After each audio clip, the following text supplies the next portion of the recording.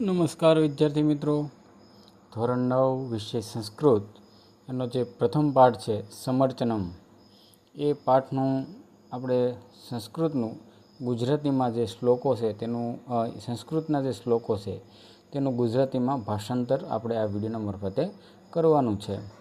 તો સૌથી પહેલાં એ સંસ્કૃતનો શ્લોક અને નીચે ગુજરાતીમાં શું એનું ભાષાંતર થાય છે એની વિગતવાર ચર્ચા આપણે જોઈએ. મિત્રો, સમર્ચન છે એની ચર્ચા કરતાં પહેલાં આપણે જોઈએ કે વેદો છે એ ભારતના પ્રાચીન સમાજ અને ધર્મના આધારભૂત ગ્રંથો છે. વેદ 4 છે: ઋગ્વેદ, યજુર્વેદ, સામવેદ અને અથર્વવેદ. વેદમાં આવતા વચનોને મંત્ર કહે છે. વેદ મંત્રોમાં ક્યારેક સ્તુતિ કરવામાં આવી છે તો ક્યારેક પ્રાર્થના, ક્યારેક કોઈનું વર્ણન છે તો ક્યારેક કોઈ તત્વજ્ઞાનની ગૂઢ વાત. પ્રસ્તુત પાઠમાં સ્તુતિ, પ્રાર્થના અને પૂજન નમન માટેના 3 મંત્રોનો સમાવેશ કરાયો છે. વેદ વગેરેમાંથી પ્રેરણા લઈને અનેક સ્તુતિઓ, પ્રાર્થનાઓ જુદા જુદા છંદોમાં રચવામાં આવી છે, જે લોકમાનસમાં સુરક્ષિત રહીને આપણી પાસે પહોંચી છે. આવા 3 સ્તુતિ પદ્યો અહીં પ્રસ્તુત છે. ગ્રંથના પ્રારંભમાં મંગલાચરણ કરવાની પરંપરા.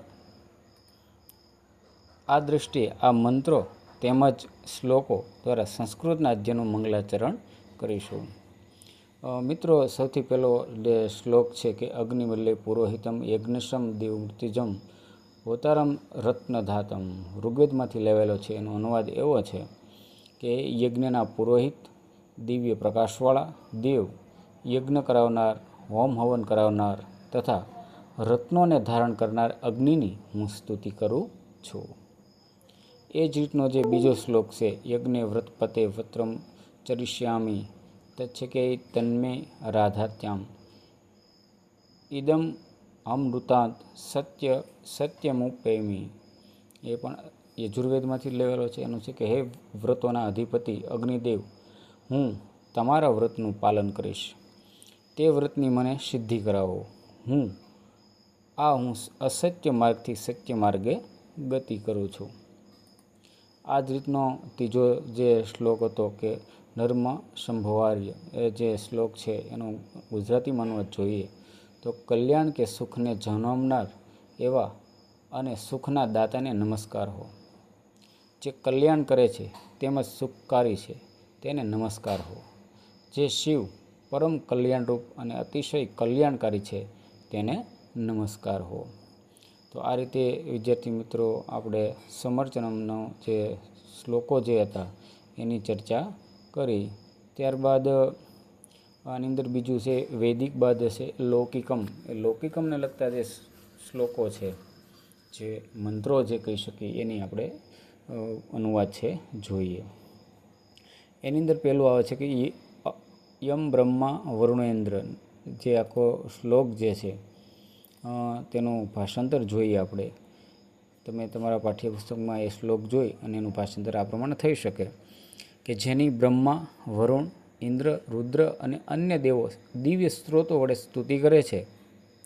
સામનું ગાન કરનારા ઋષિઓ જેનું 6 વેદાંગો, પદપાઠ, ક્રમપાઠ તેમજ ઉપનિષદો સહિત વેદો વડે ગાન કરે છે.